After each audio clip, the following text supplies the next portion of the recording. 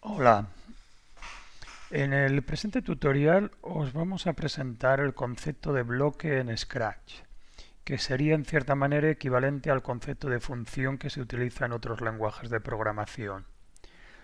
La idea es poder crear un bloque, con lo cual simplemente le dais aquí a crear bloque, le podéis poner el nombre que vosotros queráis, ¿vale? Podéis ponerle un nombre, podéis añadirle diferentes entradas, es decir, argumentos que el bloque recibirá para hacer las operaciones que le pedimos.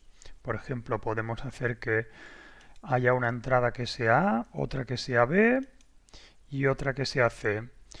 Podemos añadir texto en forma de etiqueta simplemente para definir mejor la operación que hace el bloque. Una vez creado, pues a partir de aquí este bloque simplemente podemos hacer que haga diferentes operaciones.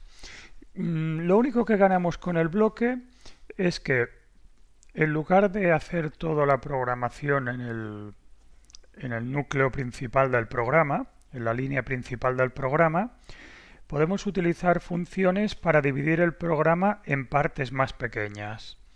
Y por ejemplo, si nosotros queremos encontrar el máximo de dos números A y B, podemos simplemente ponerlo en la línea de programa principal. ¿Vale? Este bloque lo podríamos introducir aquí en la línea de programa principal.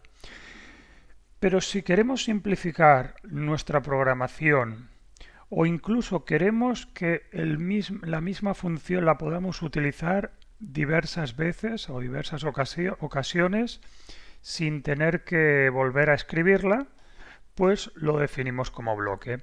En este caso, cuando nosotros queremos encontrar el máximo de A y B, pues simplemente llamamos a la función más 2, le enviamos dos argumentos, que son los dos números, y en este caso la función lo que hace es guardar en una variable que le hemos llamado más el número más grande de los dos. En este caso será A o B en función de si A es más grande que B o B es más grande que A. Por ejemplo, si apretamos la tecla número 2, el máximo de 56 y 24 nos tendrá que decir que evidentemente es 56. Pero si aquí cambiamos el número y por ejemplo ponemos 56 y 67 y apretamos la tecla 2 para poner en marcha este programa, pues efectivamente el máximo es 67. De la misma manera hemos hecho un bloque que lo hemos llamado más 4, que es un bloque que llama o que necesita 4 argumentos, que son 4 números. Entonces enviamos 4 números y el bloque o función lo que hace es determinar qué valor es el más grande de los 4. Y este valor lo guarda en la variable más. En este caso vale la pena fijarse cómo hemos hecho la programación. Lo que hemos hecho es suponer de entrada que el valor máximo es A. Inmediatamente comprobamos si B es más grande que el valor máximo. Si es así, el valor máximo pasa a ser B.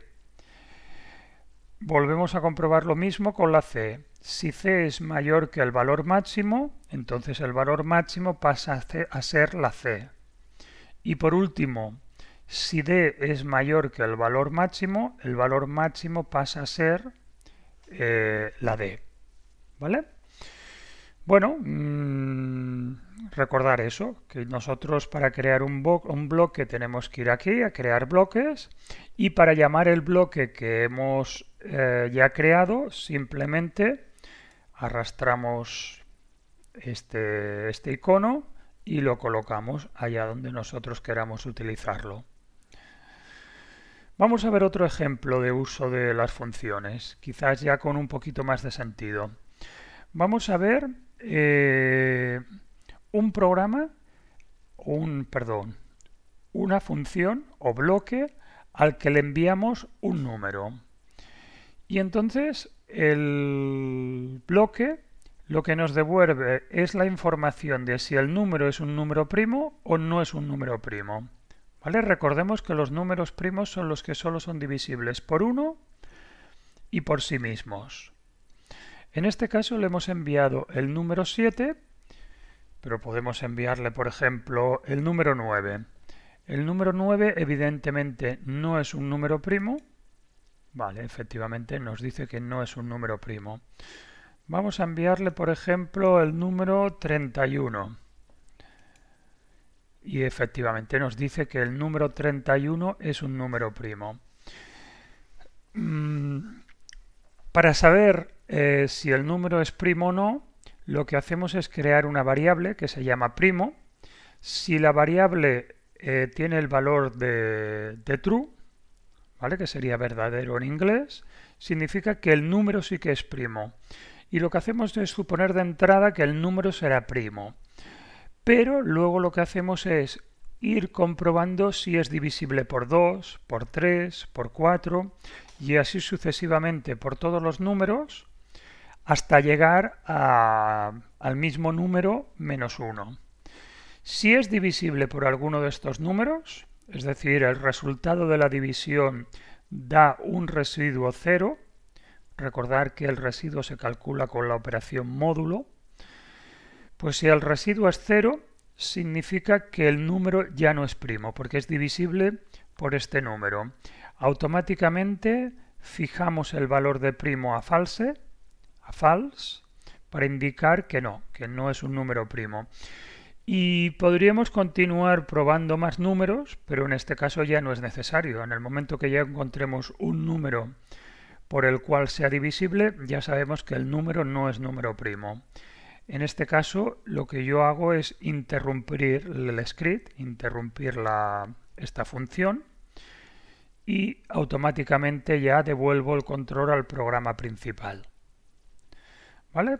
Por ejemplo, vamos a hacer otra prueba.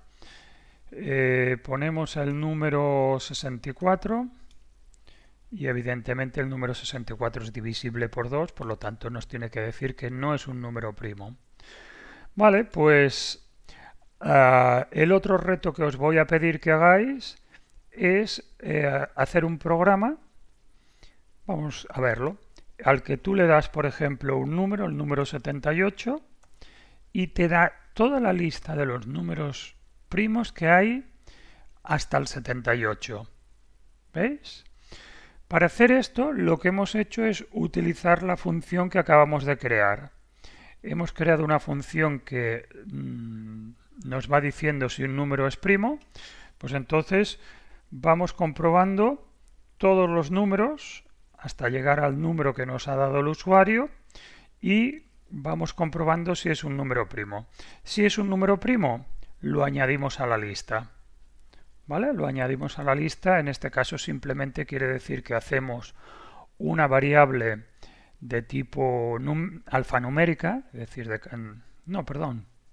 alfanumérica porque es una variable que contiene números y espacios, y vamos añadiendo con la función unir o join, vamos añadiendo los elementos a la lista.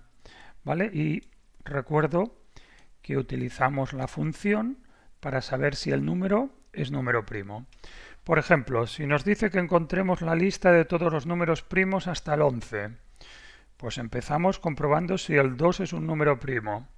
Si lo es, lo añadimos a la lista. Luego el 3, luego el 4, luego el 5, el 6, el 7, el 8, el 9, hasta el 10. Y comprobamos si todos esos números son primos. Si lo son, los añadimos a la lista. Por ejemplo, en este caso 11, y nos ha añadido a la lista el 1, el 3, el 5 y el 7. Bueno, este es el otro reto que tenéis que hacer. Espero que sepáis hacer.